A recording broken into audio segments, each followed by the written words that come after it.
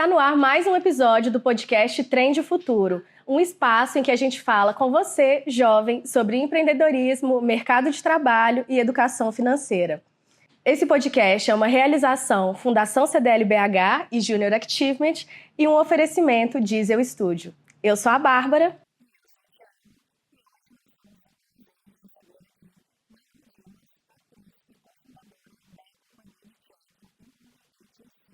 Perfeito, obrigada, gente, pelo convite. Eu estou muito animada para fazer parte disso. E assim, é uma honra, vocês são maravilhosos. Eu estou muito ansiosa para participar com vocês. Que legal, a gente está muito feliz de receber aqui, né? Pois é, e hoje a gente está chique, gente. A gente está entrevistando uma atriz global e no episódio de hoje a gente vai conhecer mais sobre a Malu, sobre como a história dela começou e sobre como transformar a arte em uma carreira, né? Tô muito ansiosa pro episódio, você, Thiago. Eu também, gente. Hoje a gente tá chique, a gente demais. Não tá pouca coisa, não.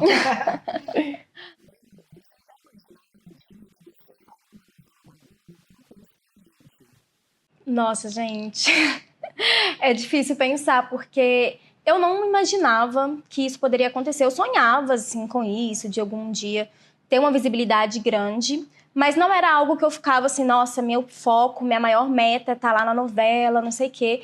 Eu fazia mais meu trabalho e ia nisso. Tanto que quando eu comecei a me preparar para atuação para câmera, para audiovisual, foi mais focado no cinema. Eu queria muito fazer um filme. E aí só que calhou, assim, mas eu sempre corri atrás de todas as portas que poderiam se abrir para mim. Então eu sempre fui correndo atrás dos produtores, de olhar, de Instagram, de seguir, e indo postando meu trabalho no audiovisual, nas redes sociais. E acabou que eu fui chamada para fazer o teste. Então era algo que eu sonhava em fazer, mas era algo que parecia muito distante. Então não era como se fosse uma meta, assim, sabe? E como que tudo isso começou, Malu? Essa paixão pela arte vem desde a sua infância? De onde que surgiu essa paixão? Desde a infância eu sempre gostei de brincar, de atuar, assim, daquelas brincadeiras de atuação. Sério? Era. Eu gostava de fazer apresentação na escolinha. Sempre tá na frente. Amava, nossa, até hoje, né? Tudo que tem, eu tô lá. Mas assim, eu era uma criança extrovertida, eu sempre gostei daquelas brincadeiras de faz de conta, eram minhas preferidas. Eu tenho um tio que era do teatro também, meu tio Júlio Dimas. Um beijo. E ele sempre gostava de fazer umas brincadeirinhas assim, que a gente às vezes fazia umas atuações, então era uma coisa que eu gostava de fazer. Mas eu não via isso como uma profissão. Não via como se eu fosse algo que eu poderia alcançar. Porque eu vim da periferia, vim de uma realidade mais humilde. E lá, muitas vezes, a gente é forçado a acreditar que a gente não vai chegar, né, em certos lugares, que a gente vai ter um certo tipo ali de crescimento, que é isso, assim, aceita, né? Você talvez vai conseguir um trabalho ali CLT e é isso aí. Fora que, infelizmente, é um caminho muito mais árduo, né? Por causa da desigualdade social e tudo. Eu falo CLT, mas geralmente nem isso, assim, ainda mais com as coisas que vem acontecendo. Sim. Mas voltando, eu não tinha isso como algo que poderia ser real. Então, quando eu comecei a fazer teatro, foi na escola, eu estudei no IENG.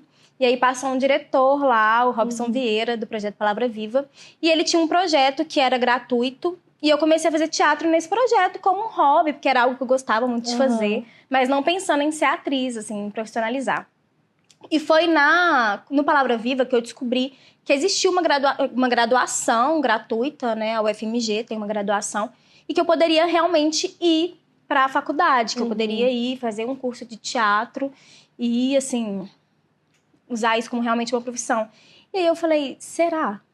Porque vou tentar. Interessante. Vou tentar. Você tem um tio que ele era ator, é isso? Ele era do teatro? Ele era do teatro. Ele...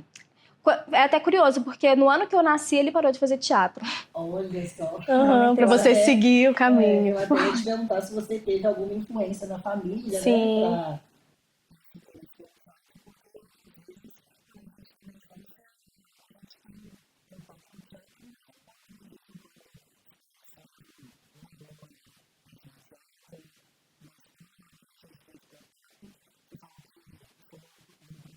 Escola? Não, ele era um diretor de um projeto. Era um projeto social. Né? Porque também isso a gente não vê muito, Sim. né? Esse contato nas escolas. Total. Eu não tinha Minha família não tinha costume de ir ao teatro, nem esse meu tio ia tanto. A gente não tinha costume de frequentar, nem nada. Eu comecei a frequentar quando eu comecei a fazer. Sim. Até porque o teatro, socialmente, ele é algo que chega de uma forma muito elitista para a sociedade, assim, né? A gente não tem costume de ir. Sim. Eu lembro, inclusive, que quando eu fiz minha primeira peça no projeto Palavra Viva, fui me apresentar num teatrão e tal. Minha família foi, assim... Todo mundo com pipoca, com refri, com não sei o quê, os chips, não. E aí, chegando lá, não pode, né? No teatro não pode entrar comida. Eu acho isso errado, acho que deveria poder. Mas enfim, não pode. Com certeza, né, gente? A gente assistiu uma peça longa, assim, uma pipoquinha. Um petisco. Mas não pode. E aí, assim, eu lembro que minha família teve que comer tudo correndo, que não era um hábito. Não era um hábito. Mas tornou-se. Hoje, minha família vai muito mais ao teatro, até sem mim, às vezes. Então... Foi algo que a gente foi criando juntos, mas que não foi necessariamente uma referência que eu pude, tipo, já sei mais ou menos como é estar nesse meio, porque meu tio parou, né, de fazer em 97. Então, foi um caminho que foi construído mesmo aos pouquinhos. Sim. E eu imagino, Malu, que depois de tomar essa decisão, esse caminho, seguir pela arte, vem a parte mais difícil, né? Que é tornar essa escolha em uma profissão, na sua fonte de renda e tudo. E em que momento que a arte passou a ser essa escolha profissional para você? Nossa, é uma pergunta muito boa. Quando eu entrei na faculdade, eu tinha um professor, o professor Arnaldo, que ele falava, gente... Eu sei que vocês entram aqui muito, assim, empolgados com isso, você é ator, eu vou apresentar, vou atuar. Mas, assim, ser ator não é só isso, sabe? Vocês têm que ter em mente que isso é trabalho. Isso é uma profissão, não é só o fazer artístico, que é maravilhoso e que é muito intenso, mas vocês precisam encarar isso como um trabalho. Não é só o glamour, né? Que muitas vezes a gente vê. A gente vai assistir aquelas séries, assim. Eu, por exemplo, era uma adolescente e gostava de assistir, sei lá, High School Musical, Glee, né? Aquelas coisas. Que você entra e, de repente... Tô você cantando. Tá lá, não, cantando no corredor, e aí alguém te vê, e aí você tipo, nossa, sim, eu vou ser a protagonista da sua, sabe? Tipo, não, né? É um trabalho mesmo, é você acordar cedo, como todos os outros trabalhos. Você tem que acordar cedo, você tem que correr atrás, você tem que fazer. Sim, tem a parte mais desafiadora também, né? Total. E assim, demorou um pouco pra eu entender, pra eu ter essa percepção de que eu teria que ser mais do que atriz pra eu conseguir ser atriz. Que eu acho que é um dos grandes desafios em ser artista no Brasil, eu acho que no mundo, talvez, é que a gente precisa ser produtor, a gente precisa ser dramaturgo, a gente precisa ser diretor, a gente precisa ser agente cultural, sabe? Então, não é só... Que já é muita coisa. Ser ator já é um trabalho difícil. Mas eu acho que quando eu comecei a encarar isso, foi quando eu já estava na faculdade e eu percebi que eu não estava trabalhando com teatro. Assim, conseguia fazer, às vezes, um cortejo, que eu trabalhei um tempo com palhaçaria, e fazia uns cortejos, umas coisas, vamos ali, vamos aqui. Mas eu não estava conseguindo desenvolver algo artístico, porque eu não estava tendo oportunidade de estar nos lugares. E aí foi quando eu percebi que eu precisava mudar essa realidade minha, que só poderia fazer isso realmente fazendo, né? Botando a mão na massa. E aí eu e mais 3 amigas, a gente estudava junto na UFMG, a gente criou a Incompetente Companhia de Teatro, que a gente criou justamente para a gente conseguir viabilizar nossos sonhos, materializar nossos sonhos. Porque todos nós tínhamos o sonho de ser atriz, o sonho de ter uma peça, de fazer um filme, só que não cai do céu, né, gente? Sim. Ninguém vai te dar a mão e vai falar, vem cá. E aí foi nesse momento que a gente percebeu que a gente precisava começar a fazer. E assim, de alguma forma, empreender mesmo, sabe? Porque eu entendo que o empreendedorismo, ele é mais do que, sei lá, você abrir uma empresa, você ter algo um produto ali, vender. É você aprender a criar soluções para sua realidade, você aprender a lidar com a sua realidade e abrir caminhos para você, abrir portas para você mesmo. E não só para você, mas também para outras meninas que virão, para outros jovens que virão, que querem seguir nessa profissão, né? Então, eu acho que é muito importante também esse primeiro passo, é muito difícil, né? Mas é muito importante para quem virá também, né? Então, muito legal. A gente vai perguntar mais da sua companhia de teatro, que eu tô doida para saber mais também.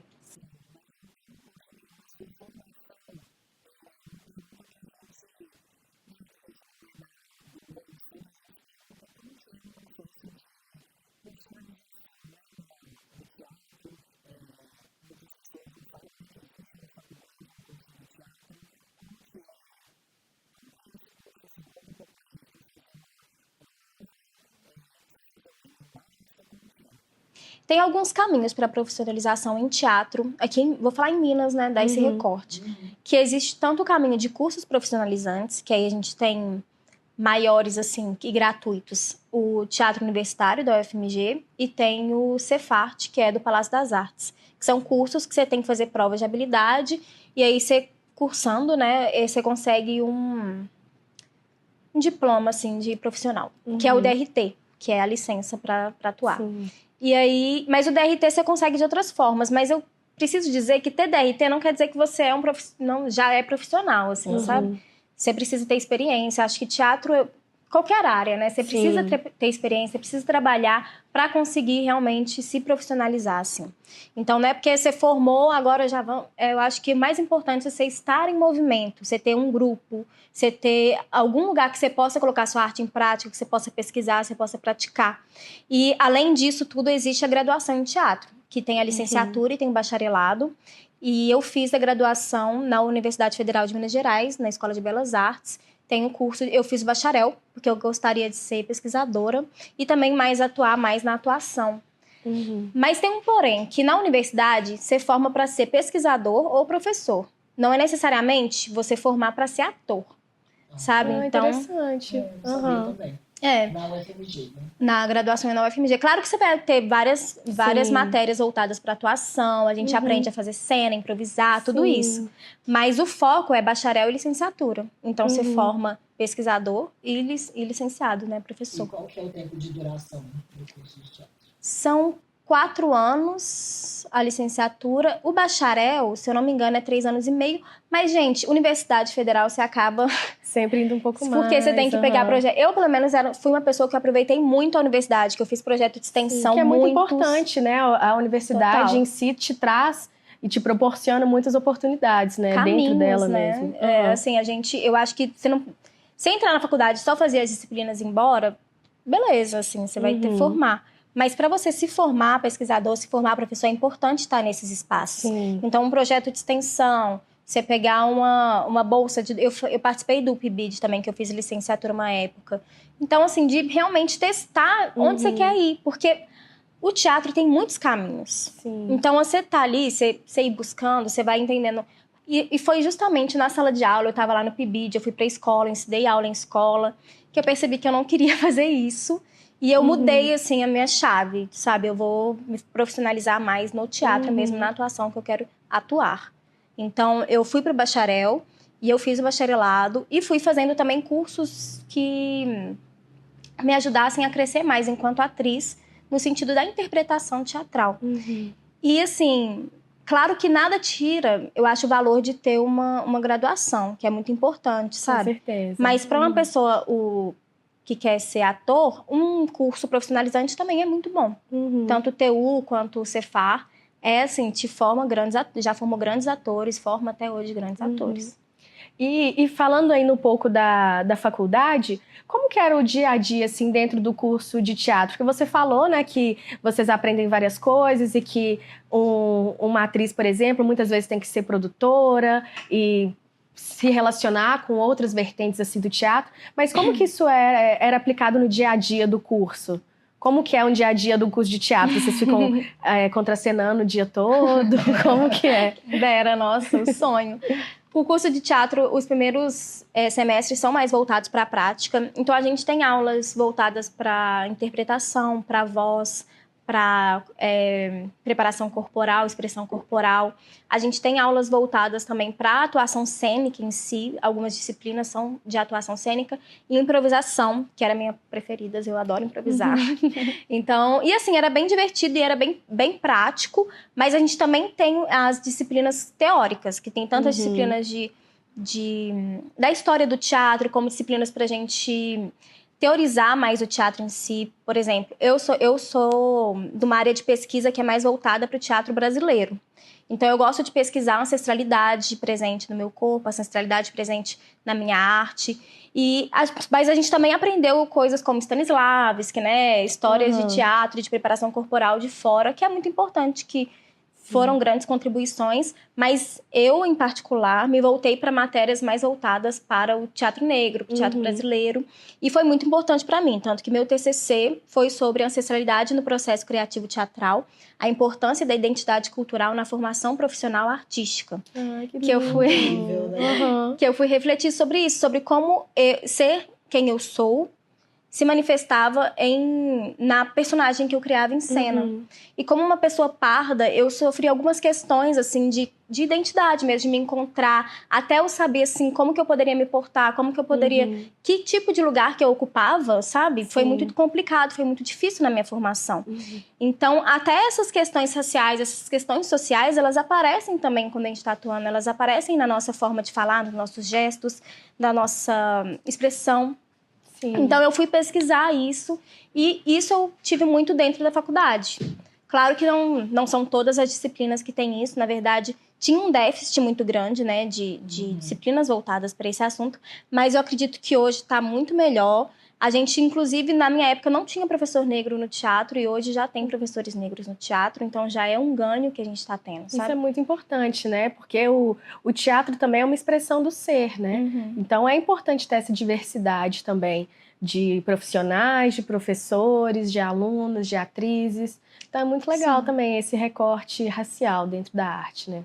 E é muito interessante ver tudo que você explorou durante o seu curso, né? Para você ir se descobrindo enquanto profissional. Eu achei muito legal. E agora falando um pouco sobre...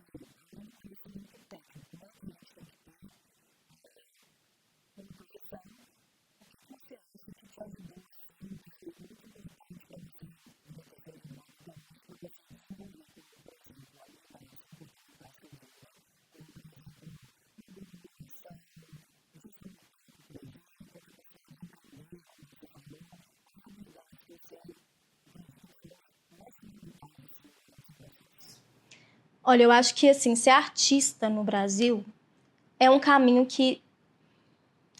sem volta, porque quando a gente começa, a gente realmente, assim, se você não se consegue... É como a Fernanda Montenegro já disse, né? Ela dizia, se você quer ser ator, desista.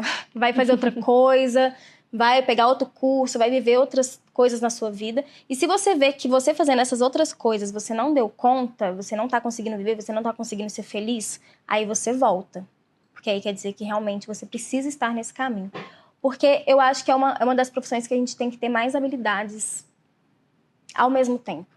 Porque ao mesmo tempo que eu tenho que aprender a atuar, eu tenho que aprender a cantar, eu tenho que aprender a dançar, eu tenho que aprender a interpretar, eu preciso aprender a escrever, porque eu tenho que ter minha própria companhia, eu preciso aprender a produzir, a gente produz nossos próprios espetáculos, a gente precisa aprender a ser agente cultural, porque a gente tem que estar ligado com todas as outras manifestações culturais, a gente tem que ser pesquisador, porque eu preciso pesquisar sobre o meu tema, eu preciso pesquisar sobre as minhas raízes, né, como a gente estava falando, e também sobre técnicas de atuação exteriores, técnicas de atuação brasileiras. Então, eu acho que eu preciso aprender a ensinar também, eu preciso lecionar, porque é uma área que a gente precisa mesmo caminhar em outros lugares. E empreender, eu acho que é uma das principais características, assim, uma das principais habilidades que são importantes para o ator. Porque tem muitos atores, assim, que são incríveis, atores maravilhosos, que você assiste e fala, uau, que pessoa perfeita, nossa, que técnica, mas que ela não consegue gerir sua carreira. E gestão de carreira é uma coisa que eu ainda estou aprendendo, claro, né, que eu ainda estou no início da minha carreira, tenho muito ainda pela frente. Eu ainda estou aprendendo a gerir, estou nesse caminho, mas eu acho que empreender é muito importante, porque, por exemplo, eu fiz Amor Perfeito, a novela, em 2023, e foi incrível, assim, né? Várias coisas aconteceram, várias portas se abriram, mas teve também um momento em 2024 que eu não estava trabalhando. E aí eu, naquela espera, naquela coisa que o ator tem muito disso, nesse momento de esperar. E aí eu falei, nossa, não dá. E aí eu percebi que eu precisava voltar para as minhas próprias produções. E a gente tá com um espetáculo, chama Ripsia, um espetáculo autoral. E é um espetáculo que foi ganhando muita visibilidade aqui em BH, que, nossa, tá muito bacana, as sessões todas cheias, assim, é uma alegria muito grande. Que é um espetáculo nosso, que a gente criou, mas também que a gente produziu, que a gente empreendeu. E tem até uma curiosidade, que eu já fiz parte de um programa da Juniors Achievement, da minha empresa. Conectados já, desde sempre. E eu estudei no IENG, né? E lá no IENG, assim, várias portas se abriram nessa questão de desenvolvimento humano mesmo, assim. E a Juniors Achievement teve um programa lá com a minha empresa. E foi incrível, assim, porque a gente fez uma produção na época de mini coolers, a gente tinha que fazer um produto na minha empresa. Ainda tem, né? A minha empresa ainda é um projeto. No nosso programa Carro-Chefe. Ai, que tudo. E aí a gente fez esses mini coolers, e aí a gente ia vendendo os coolers, foi ótimo. Foi uma empresa que até recentemente fiquei sabendo que foi uma das maiores faturações de minha empresa. Empreendedora desde sempre. Só que aí, nessa época, eu tava passando por uma baixa lá em casa, assim, de não ter grana, sabe? Minha família tava passando por muita dificuldade. E sobraram alguns coolers. E aí eu falei, gente, vou vender esses coolers. E aí eu peguei os coolers e eu precisava, inclusive, eu lembro que até nem foi assim, ai, nossa, vou salvar minha família. Eu queria colocar crédito no meu celular. Pra eu entrar na MSN, sabe? Essas coisas assim. Que na época era ainda Orkuts e etc. Muito bom, muito bom. Aí eu peguei e fui vender os coolers perto da minha casa, assim, vendi. E eu consegui vender todos os coolers. Consegui colocar meu crédito no celular pra falar com meus crushes da época. Via MSN. E ainda consegui ajudar minha família. E assim, eu não virei uma vendedora de coolers, não é sobre isso. Uma grande empresa de cooler. Mas eu aprendi que eu poderia criar novas realidades, novas soluções para minha realidade. Vou reformular. Eu aprendi que eu poderia criar soluções para minha realidade. E isso foi o mais importante, assim. Isso é uma habilidade que é muito preciosa, que a gente precisa ter independente de qual profissão você vai seguir. Porque se você consegue criar soluções para suas dificuldades, para as dificuldades dos outros, aí você consegue voar. E às vezes voar muito longe. E falando assim de empreendedorismo, de criação, você é cofundadora da companhia de teatro Incompetente CIA, e você falou que isso surgiu na faculdade com outras amigas. E como que foi esse processo de criação? Vocês estavam conversando e decidiram isso? Como que foi a sementinha desse processo? E por que desse nome, né? Que Pois é. Diferente, super curioso. Nossa, sim. Vou falar do nome primeiro. A Incompetente Companhia de Teatro, ela surgiu em 2021, 2022, ali no período, era período pandêmico ainda, sabe? A gente tinha já um grupo performático na época, que era a Pink Block, e nós éramos todas desse grupo, só que a gente precisou se afastar, tinha outras pessoas também, só que a gente queria continuar e a gente resolveu criar um grupo de teatro nosso. E aí foi muito doido, porque quando a gente pensou no nome Incompetente Companhia de Teatro, a gente justamente pensou em todos os momentos que disseram pra gente que a gente era incompetente. Que isso já foi dito dentro da universidade, já foi dito por professores, inclusive, de chegar e falar que a gente não tinha competência pra fazer tal coisa, não tinha competência pra ser atriz, não tinha competência pra atuar, não tinha competência pra ser uma pesquisadora. E esses julgamentos pesam muito, né? Nossa, demais. E acho que é algo que, infelizmente, existe ainda, né, na educação, existe no nosso meio. E são coisas que para uma adolescente, para um jovem adulto ouvir, é muito duro, né? E pra gente internalizar e falar, pronto, é isso, sou incompetente e, nossa, é isso, não consigo fazer nada, acabou, larguei aqui. É muito fácil, sabe? Então a gente quis pegar esse nome, esse incompetente, que poderia ser uma ruína pra gente, que poderia acabar com a gente, e transformar ele em algo que fosse uma força. Esse nome foi criado para justamente a gente conseguir ressignificar o nome incompetente e o que isso representava nas nossas vidas. Então hoje, quando alguém chama a gente de incompetente, a gente fala, sim, obrigada, eu sou mesmo. Minha companhia de teatro. Minha companhia, Incompetente Companhia de Teatro. Se torna um combustível, né? Se torna um combustível. A gente quis justamente isso, que fosse um combustível para nossas vidas e não algo que derrubasse a gente no chão. E a gente e a incompetência acabou sendo nossa grande fonte de combustível, nossa grande fonte. Né? Sobre criar forças e transformar o que a gente ama na nossa profissão, né? Que eu acho que é o sonho de todo mundo, né? Sim. Trabalhar com o que a gente ama e se sentir realizado, né? Total. Profissionalmente também. E aí vocês perguntaram como surgiu. E nós somos todas graduadas na UFMG. Na época a gente era graduandas, estávamos estudando ainda. E a gente queria muito falar, eu tinha essa pesquisa sobre ancestralidade, as meninas também caminhavam muito nesse lugar. E chegou o momento de eu fazer meu TCC, que no TCC em teatro a gente tem que fazer um espetáculo teatral e produzir um artigo. Nossa, e o TCC é o momento mais temido da graduação. Senhora. Tem TCC, sim. É bem difícil. E ainda você tem que fazer seu TCC junto com o espetáculo. Então, ia ser um semestre, 6 meses. 4 meses, né?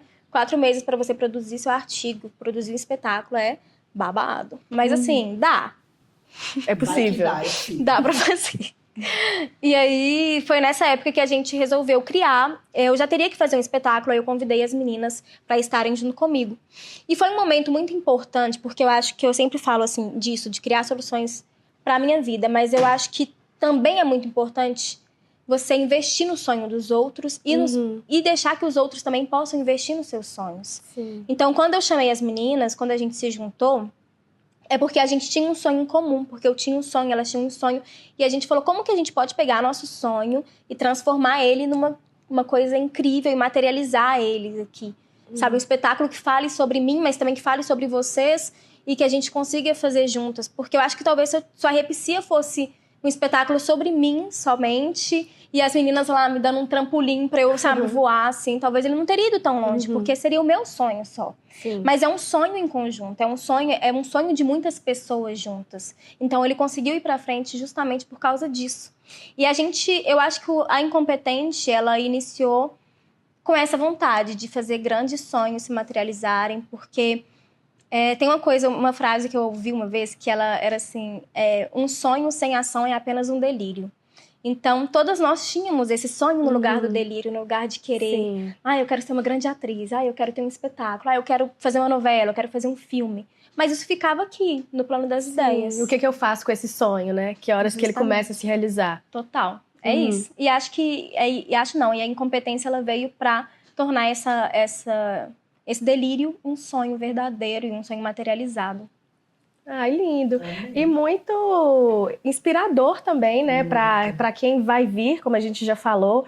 Eu imagino que jovens vendo você atuando, vendo as suas colegas e essa força da companhia também é muito inspirador, né? Principalmente para quem deseja seguir essa carreira mais artística. Eu acho que é muito legal ouvir de quem está dentro, né? Da área, de quem vive na pele todos esses desafios também, né? Com certeza.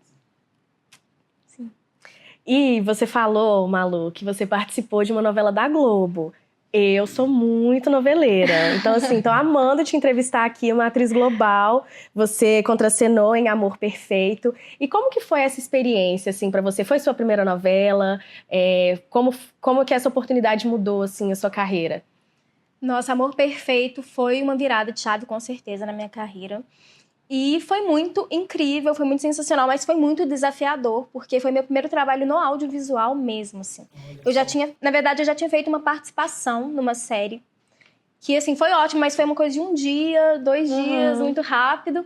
E a novela, ela veio como meu primeiro grande trabalho, assim, sabe? E é isso, né? Meu primeiro grande trabalho, e Mariana Ximenes aqui na minha frente. Começou com tudo!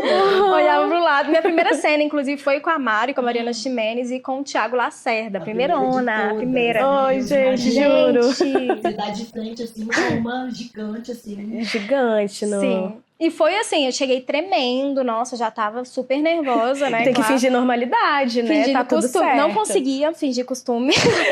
Fica difícil até olhar nos olhos, assim.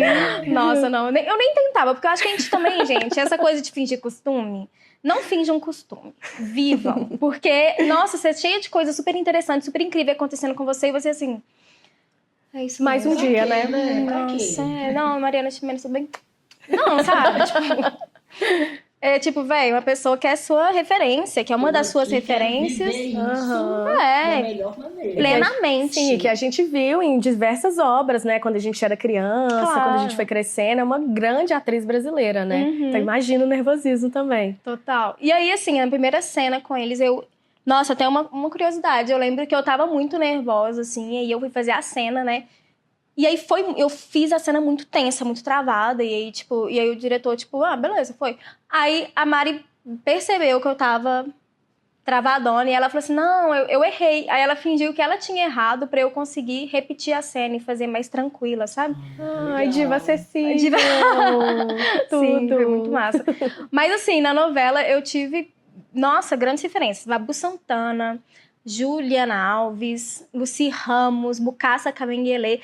O Bokassa Cabenguele, inclusive, ele é filho do Munanga Cabenguele, que era uma das minhas grandes referências do meu TCC. Ai, que lindo. Que foi muito doido, que eu falei assim, gente, o universo é incrível. O universo conspirando. Conspirando. Sim, tudo se alinhando. Total. E aí, assim, eu esqueci qual foi a pergunta.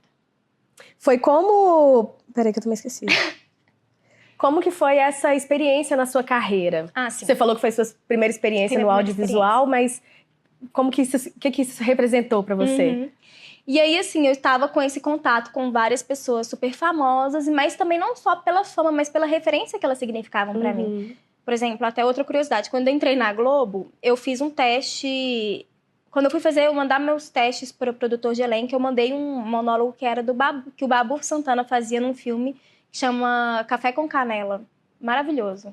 Recomendo. Tô amando, que tá cheio de dicas também nesse podcast, né? E eu fui fazer esse monólogo dele, e aí quando eu entrei também, e Babu estava lá. Babu já é um grande amigo. Beijo, Babu. Quando eu vi, eu fiquei assim... Gente, eu fiz seu monólogo. E ele, tipo... sabe? Mas eu acho que, enfim, voltando à pergunta... A novela significou muito pra mim, porque ela foi um momento que eu tive uma visibilidade nacional, né? Que meu trabalho saiu do regional, que é o que a gente da incompetência estava fazendo no momento, para ir para uma visibilidade nacional que eu não tinha acessado ainda. Então, veio com muitas coisas ao mesmo tempo, um mundo muito diferente do mundo que eu vivia, e com vários acessos que eu não tinha, né? Isso, eu fui da periferia, sabe? De trabalhar de garçonete, de trabalhar de panfleteira, de trabalhar com cortejos, coisas muito pequenas, para de repente estar no maior set da maior emissora do Brasil, assim.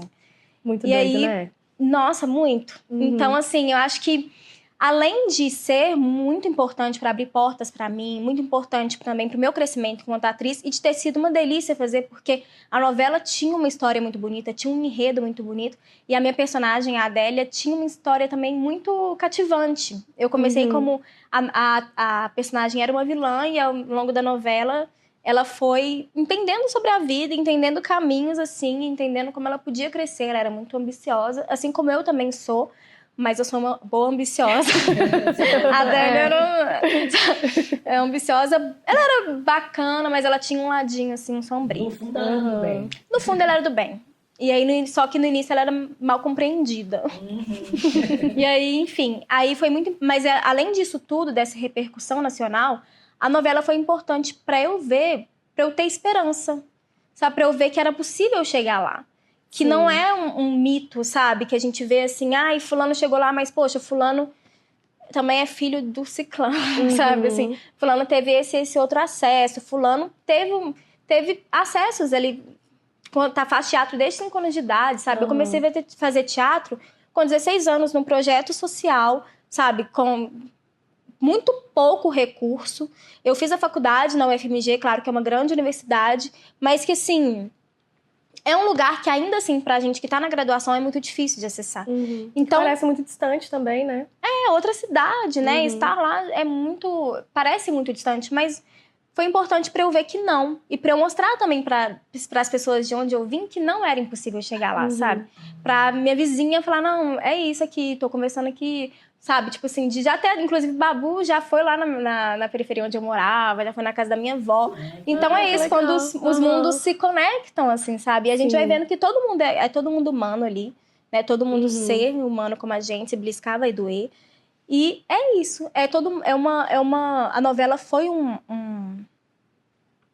uma virada de chave que, além de me transportar para outros lugares pensando artisticamente, também me transportou para outros lugares na minha mente, sabe? De capacidade de sonhos. Meus sonhos aumentaram muito. Hoje, nem sei para onde eu vou, hein?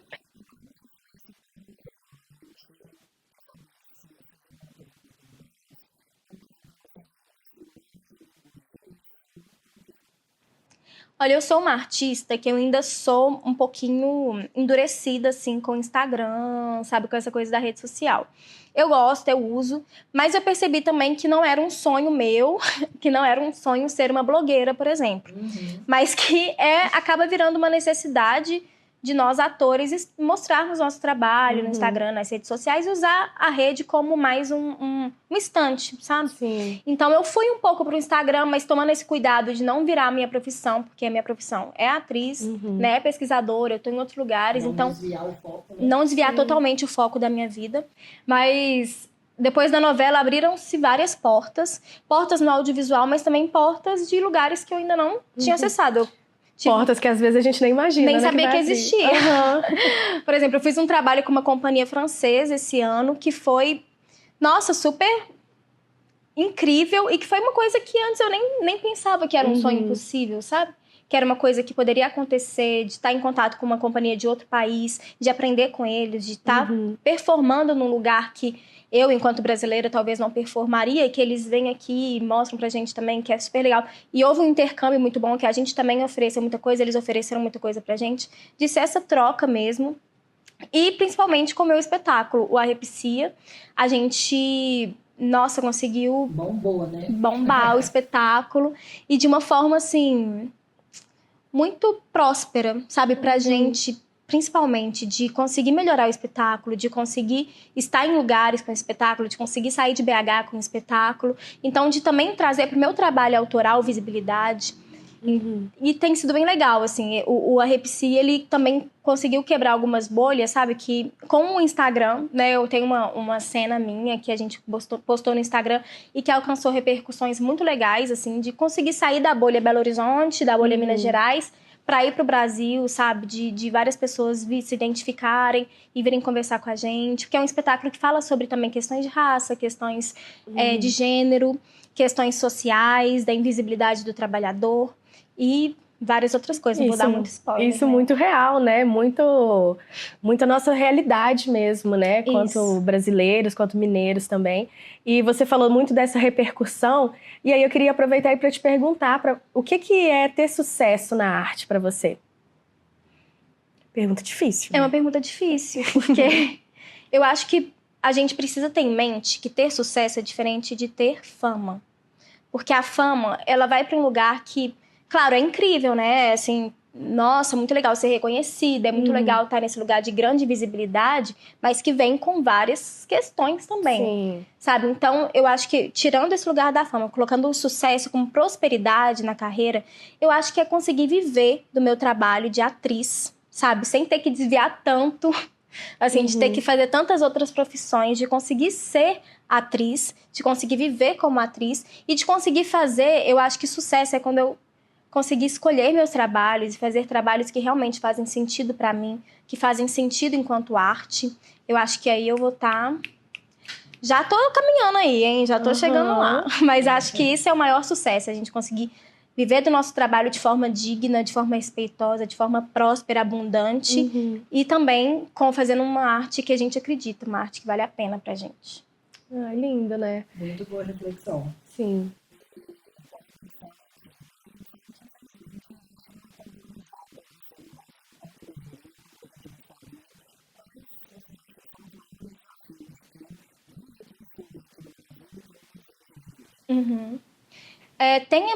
Acho que primeiramente a falta de...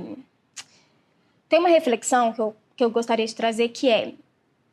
Eu acho que existe, sim... Eu vi até a Conceição Evaristo falando sobre isso, sobre essa questão do mérito, assim, sabe? Existe, sim, esse lugar de correr atrás, existe, sim, esse lugar de trabalhar, de fazer dar certo, de criar soluções para a nossa vida, mas existe também um lugar de que, sem oportunidade, nada disso é real. Sim. Sabe? Então eu posso... Poxa, se fosse verdade, né? Uma pessoa que trabalha 12 horas por dia, ela seria milionária e a gente sabe que essa não é a nossa realidade.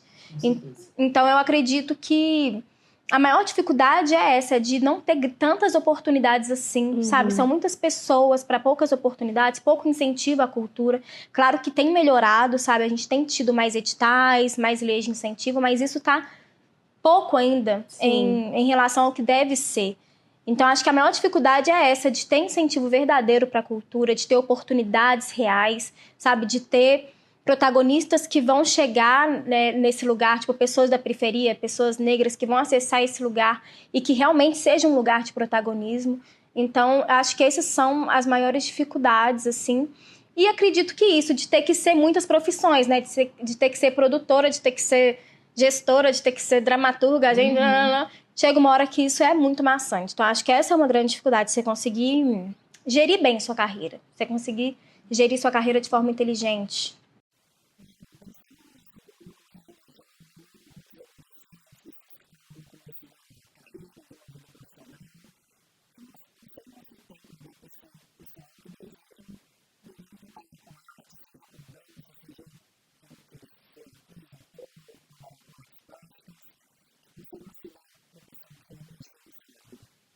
Bem, um conselho que eu dou é de você ter fé, você acreditar em você mesmo, você fazer seu trabalho, fazer sua arte. Não ter essa noção de que alguém vai aparecer milagrosamente e te arrumar um emprego dos seus sonhos, porque isso não é real. Mas ter a noção de que você fazendo o seu, você fazendo o seu trabalho, você acreditando em você, você produzindo aquilo que é verdadeiro para você, aí sim pode ser que grandes pessoas vejam, que você tenha grandes acessos, que você chegue em lugares muito grandes. Então, o principal é ser você, é fazer o seu e ter fé, gente, acreditar. Que não desistir, porque uma hora vai chegar lá e vai ser lindo, com certeza. Ai, Malu, foi um prazer imenso te conhecer e ter você aqui hoje no podcast. Eu amei. Eu amei também. Gente. Eu amei também. Foi tudo. Eu tenho certeza que vocês também vão amar esse episódio. Queria te agradecer pela presença, pela energia, pela troca. Muito obrigada por estar aqui com a gente hoje, Malu. Gente, eu que agradeço pelo convite, vocês são maravilhosos, que essa trend futuro vai pra frente, que esse podcast vai decolar. Decolar. Trem bala de futuro. Mas muito obrigada pelo convite, muito obrigada por essa realização também. É importante chegar nessas pessoas, Sim. É importante falar com as pessoas que vocês estão falando, que esse podcast cresça muito, que vocês também tenham muito sucesso. Muito obrigada. Ai, obrigada, Malu.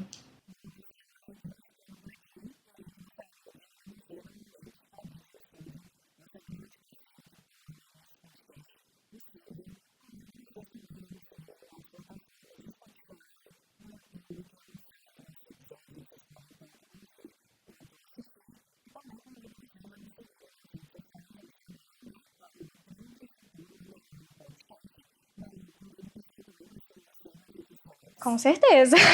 Gente, me segue lá, @MaluDimasReal. Espero vocês, vamos trocar. E é isso, gente. Nós vamos ficando por aqui. Até o próximo episódio. Tchauzinho, pessoal.